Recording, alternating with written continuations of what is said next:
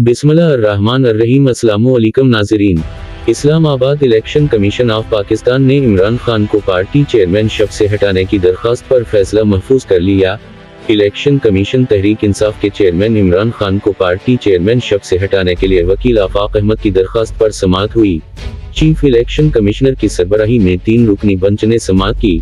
इमरान खान की जानिब से बैरिस्टर गौहर ने वकालतनामा जमा करा दिया। दरख्वास्त गुजार आफाक अहमद ने कहा कि इलेक्शन कमीशन ने इमरान खान को नाअहल किया। सियासी जमात के सरबराह का रुकन असम्बली बनने का अहल होना जरूरी है। दरख्वास्त गुजार ने कहा कि इलेक्शन कमीशन ने इमरान खान को नाअहल करके फौजदारी कार्रवाई का हुक्म दिया, पार्टी चेयरमैनशिप से हटाया जाए। बैरिस्टर गौहर खान ने कहा कि आइंदा समाअत पर जवाब जमा करा दूंगा। इलेक्शन कमीशन ने आफाक अहमद की दरख्वास्त पर फैसला महफूज करते हुए समाअत 10 जनवरी तक मुलतवी कर दी। नाज़रीन, अपना ख्याल रखिएगा। खुदा हाफिज। पाकिस्तान जिंदाबाद।